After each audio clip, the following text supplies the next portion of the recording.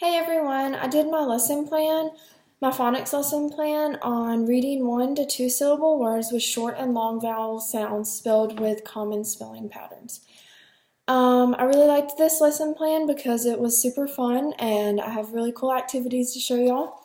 So I found this video on YouTube for my review just to show the kids like a fun little video for them to recognize long and short vowel sounds. We did touch on it last week, but this video kind of ties everything together and kind of starts them for a new lesson. So this is the review I want to use.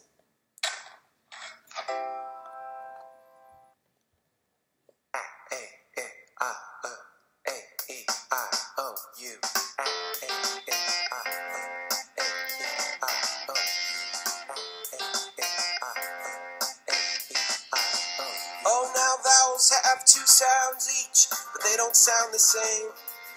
One is short, yeah, real short. The other one's long and says its name. So the short A says apple, and the long A says acorn. The short E says elephant, and the long E says eagle. The short I says insect, and the long I says island. Let's take a break. And it just goes on to show the next two vowels and how they sound. But I thought that was a really cool video to review kind of how the vowels sound long and short.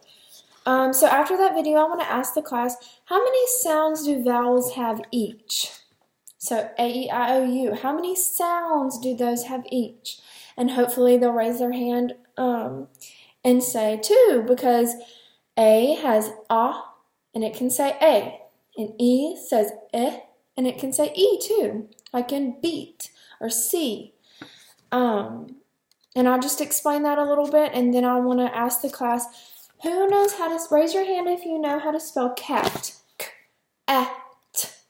Cat. Who knows how to spell cat? So as they tell me, I want to write it on the board, C-A-T. And I want to underline the A to show them, to ask them the next question. Is this A long or short? What is that? Is that short or long? Hopefully they'll say short because it is a short vowel. Long vowels say A, as in ape. Okay? So, that's a little review. And then for my purpose and importance, to prepare students for correct pronunciation, phonics, reading, and spelling for their bright future ahead. Last week we learned word recognition and spelling patterns. Today we're going to learn words with short and long vowel sounds. And then tomorrow we'll learn how to spell those words. So that'll be cool. Let's see. For my motivation, I want to just do something in front of the classroom, nothing hands-on, but I want to introduce pictures on the board that I've printed off. Just tape them on the board. And they'll have to recognize that picture and tell me what the picture is and maybe help me try to spell it on the board. And I want to underline that vowel and ask them, is it a short or a long vowel? So I just printed off a few pictures that I will probably put on the board, obviously bigger, and it'll be on like a whiteboard. So they'll say pig, and I'll write P-I-G, pig. Is that I a long or a short vowel, class? Hopefully they'll say short, because long vowels say their name. Ig, that's a short vowel. Same with ape and flute and tree. We'll have to go all over those for the motivation. I think that'll be a good motivation for the class. So for the procedures, my first activity I got off of our FRCC website.org, whatever, and it's called Can Sort. I really liked this activity because it was, it'll get the kids active and they can get up out of their seats, and I like how organized it is.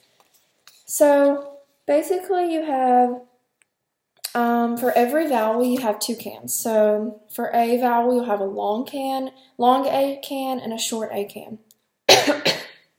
Excuse me. And you'll have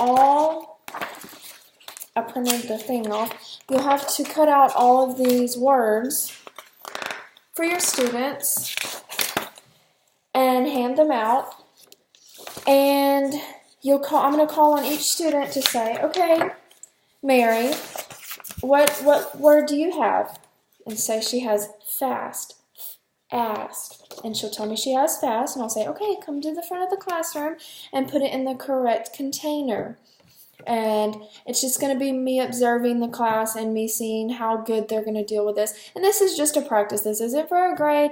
It shouldn't be pressure, or there should be no pressure, and there should be like no grading method on this. But it's just seeing where they're at and kind of learning. I learn better with hands-on, so I know that I would love this activity as a 2nd grader or 1st grader. After that activity, canned sort, I'm going to do words in a jar. And I kind of came up with this activity because as I was doing this lesson plan, I was like, that would be kind of a cool plan. Like, just something's really, really fast and productive and positive for the students. So I have this jar in my house, and I just made some words that have long and short vowels, and they're 1 to 2 syllable words. So I'll be in front of the classroom, and I'll just give it a shake, and I'm going to call on every single student, starting from like the right or left from the front, just go in order. I'm not going to call them randomly because I want everyone to have a turn.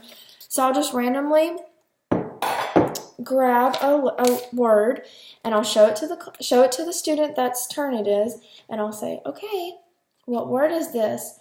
No one else say the word except for the student's turn, whoever turn it is, and they'll say plate. And I'll ask them, is this a short or a long vowel sound? Plate. It's a long vowel, but if that student says it's a short vowel, I'm going to have to put it back in the jar and just draw another one because I want all of them to be correct when I get them out of the jar. So that was a long vowel, and I just go on to the next person. I don't want it to be like, oh, you got it wrong, like you're out of the game. No, I want to just go on to the next person, and if she gets another turn, that's awesome. But I want everyone to pay attention because if it gets wrong and it gets pulled again, you'll know the answer for next time. Okay, the next student, pig. Ig. Is that a long or a short vowel? Pig. Short. If that person says short, I will not put it in the jar. I'll just put it to the side, and then we're going to do this until we run out of little note cards. That's just going to be my 2nd activity. I thought it's going to be really fun, and the students really have to pay attention because if they get called on and they don't know the answer, they are going to get it wrong. So that's my 2nd activity. For my closure, I want to read a Dr. Seuss book, Oh, the Things You Can Think. I'm not going to read it all to you because it's a tongue twister and it would just make the video super long. But I want to do this as a closure because I love books, and I want to make them feel like this wasn't a huge lesson we just learned. It's just like a big review, and maybe they caught on to something, and then tomorrow we're going to still review some of these words but actually spelling with them. But I want to read a couple pages because I want to show you what I'm going to do. Oh, the Things You Can Think by Dr. Seuss. You can think up some birds, that's what you can do. You can think about yellow, or you could think about blue. And what my plan is to not on every single page, because that would take an hour, but on random pages, if I see a word that stands out, okay, birds, bird, bird. And I'm going to ask the students, bird, is that a short sound or a long sound vowel? Bird. And they can, I'm going to allow them to answer orally, like just shout the answer. I just want them to, it be fast, not me call on someone and them get it wrong and me call on another person. Just shout the word. I usually don't like that, but for this, it's okay. You can think about red. You can think about pink. You can think up a horse. Other things you can think. Other things you can think if you only try. If you try, you can think up a guff going by. And you don't have to stop. You can think about schlop. Schlop, schlop. Beautiful schlop with a cherry on top. Stop. Stop. Class, is that a long vowel sound or a short vowel sound? Stop. Stop. Short. It's short, not long. So, next page. That's how fast I want it to be. I don't want it to be like a call on it. I just want it to be one word every few pages and it to be fun. And it's a silly, silly book. I love that book. But that's going to be the closure. Homework. I want the students to, I don't want them to take home like a big long sheet of homework and say, okay, this is the short vowel, this is the long vowel. I don't want them to be sitting at home doing that because we just spent 30, 40 minutes on this lesson doing all that. So I want them to go home and think about their favorite food, and I want them to write it on a piece of paper or draw it, doesn't matter, but I want them to bring to school the next day the name of their favorite food. And I'm going to pick a few and write them on the board, and we're going to figure out, it doesn't matter how long it could be macaroni and cheese, but we're going to figure out if that is a short vowel or a long vowel. That's going to be our review tomorrow. And we're going to use that homework as a review. So, and then the early finishers can do a short vowel worksheet, and I have that right here.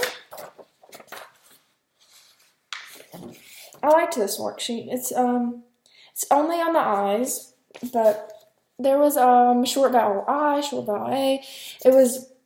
I just picked the I because I thought it was cute. So they're going to do, this is for the early finishers. All they do is, pen is not a short vowel I, it's E. So they're going to have to really think about this. Like bus, that's a U. And it's not going to be an I, obviously, but pig, that's, okay, cat, moth, bug, fish, that's an I, and then they can color when they get done. That's going to be for my early finishers. Special needs, they can work with a paraprofessional throughout the whole class. I do not mind if they are sitting and playing the jar game with us, or listening to the book even. I think that if they don't need too much help, they are more than welcome to sit with us, and a paraprofessional can sit next to them and help them out a little bit. I don't mind that at all. The student with a reading disability can do that. English language learner, the paraprofessional will work on pronunciation, as well as word recognition. Pictures may be provided.